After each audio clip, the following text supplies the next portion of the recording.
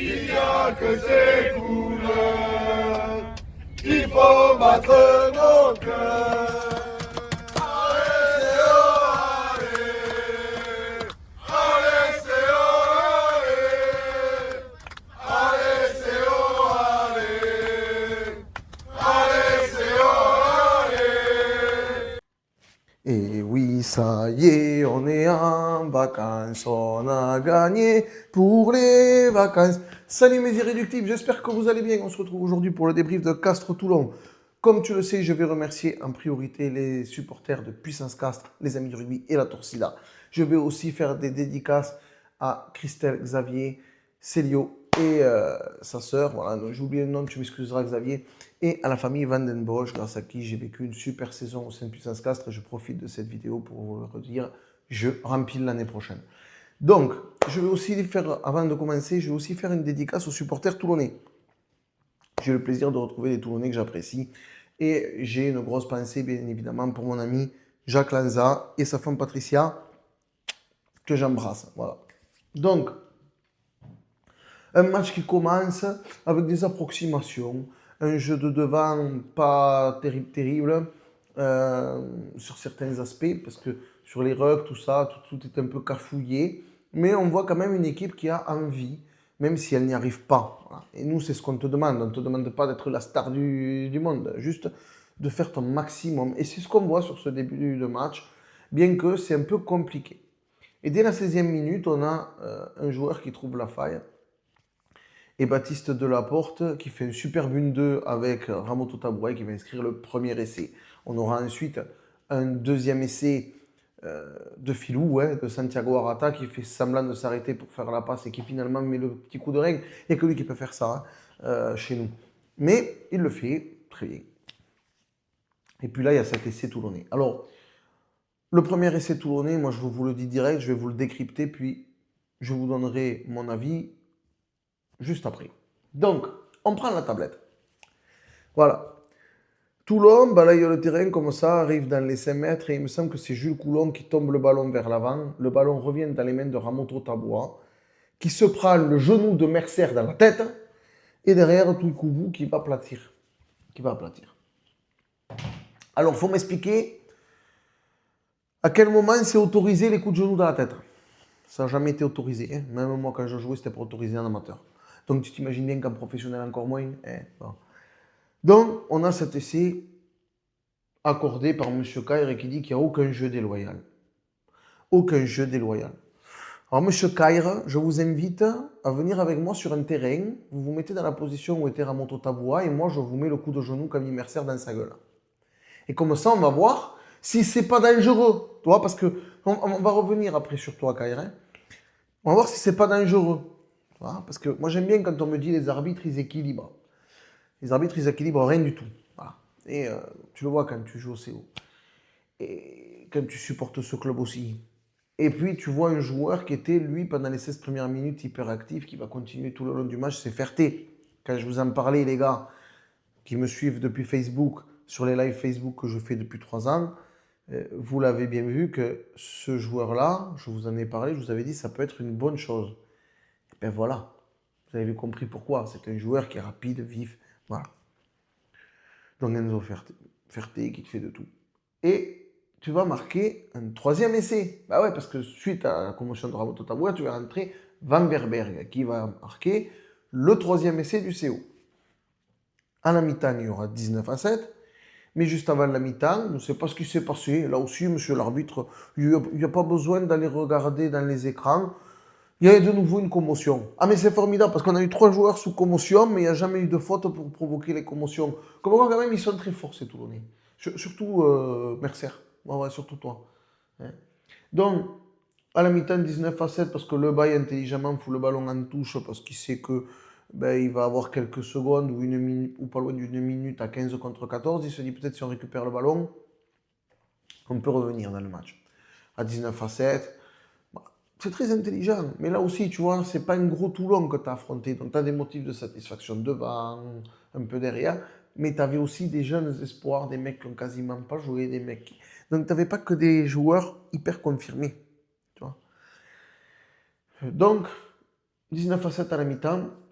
tu reviens, essai de Chabouni, on reprend la tablette. Ah non, mais je te dis, Mathias, monsieur Caire. Donc, on est par là, il me semble qu'il est planté par là. Oui, par là. Donc, il y a un molle, un ruck plutôt. On fait la passe à Staniforce, qui fait la passe. Je ne sais plus si c'est à Rodron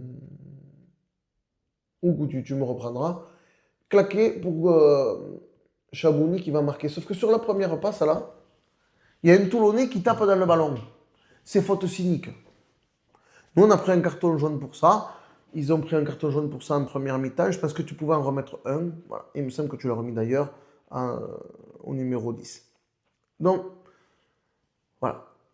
Et Toulon, après ce quatrième essai, va marquer un essai. Un essai avec Kéré Karaba, la sorcière. Enfin, ils ont rigolé les tout, mais vous ne vexez pas.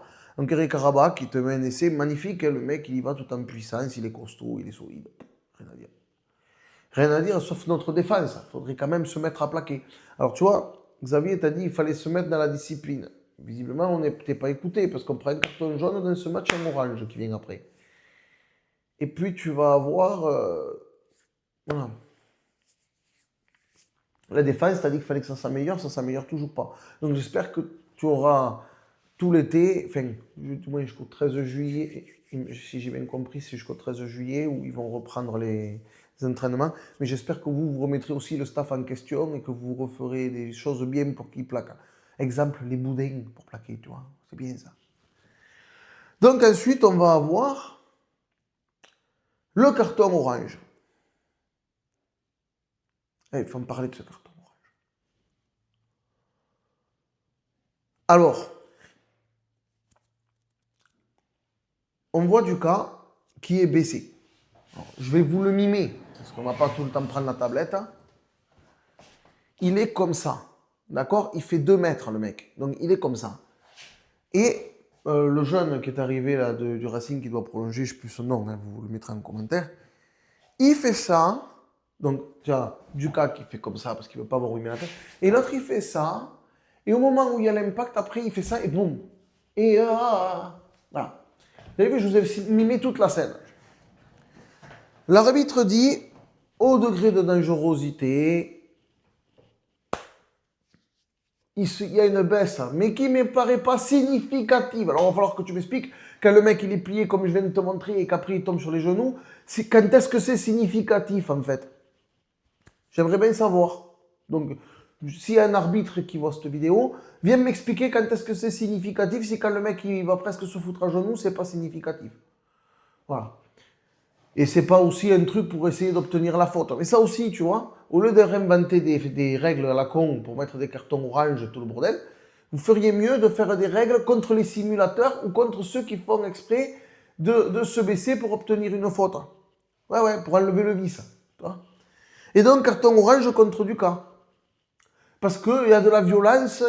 Et le coup de genou de Mercer, il n'y avait pas de la violence. Bref, on va arrêter là parce que ça va m'énerver ça. Donc, carton orange. Puis on va avoir un esprit de révolte qu'on n'avait pas vu depuis le début de la saison, qui fait plaisir à voir quand même. Et il y a cet essai du lion, du grand patron, du roi, Léoné Nakarawa. Merci Nakarawa pour ton passage au Castre Olympique d'ailleurs. Et merci pour ce bel essai. Nakarawa plante un essai. Et puis tu as le troisième essai toulonnais. Le deuxième non valable. Et on va prendre la tablette. Ah oui, tu le sais. Donc, attends, c'est quelle est? Ouais, c'est là. Donc, ça joue comme ça. On fait la passe à Baptiste Serein qui fixe. Qui envoie le ballon comme ça, avec les épaules et les mains vers l'avant.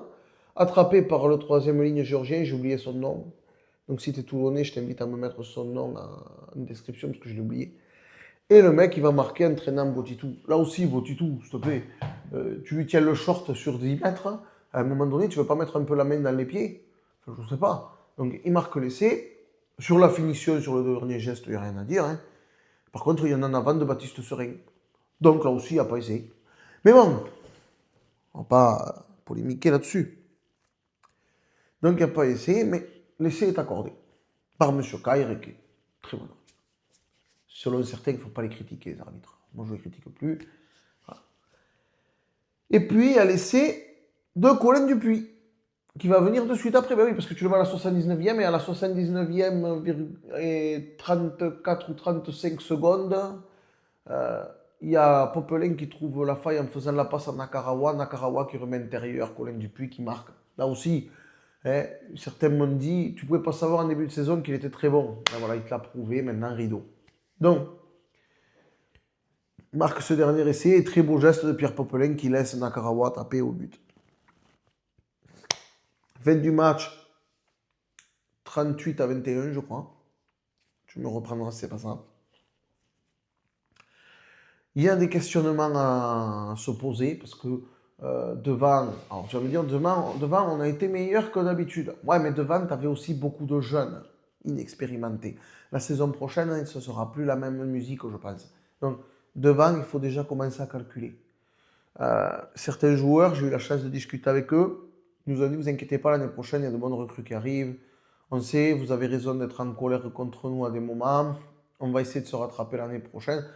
C'est des belles paroles, les gars. Moi, je vous attends sur des actes. C'est-à-dire que si je vois que le recrutement que j'ai annoncé, qui est petit, et qui me semble à moi pas approprié au vu de l'effectif qu'on a déjà. Parce que je pense qu'un centre, c'est pas la priorité. Je pense que Karawalevu, il faut le décaler au centre, ou alors tu le mets à l'arrière. Mais à l'arrière, tu as un Théo Chabouni qui fait aussi une très bonne saison. Donc, tu vois, voilà.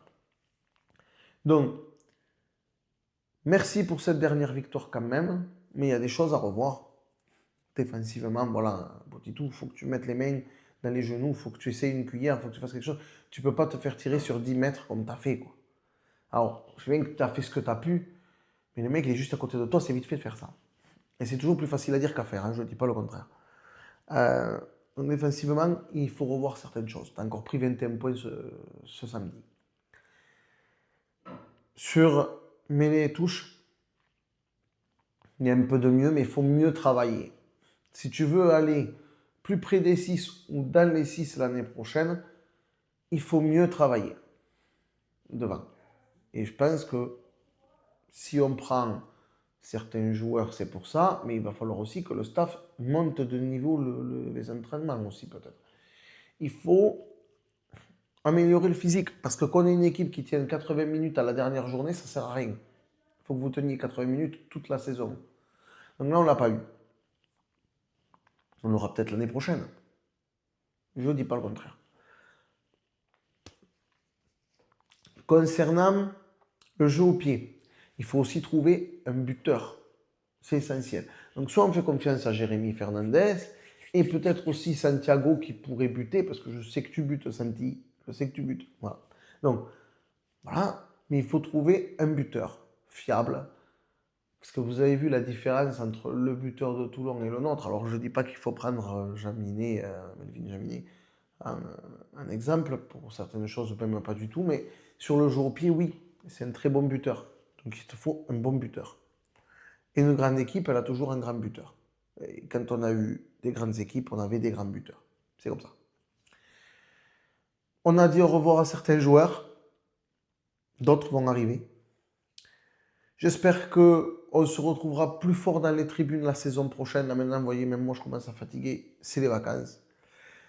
Je ferai des vidéos, comme je vous l'ai dit, pour vous présenter les joueurs, des vidéos de remerciements aux supporters.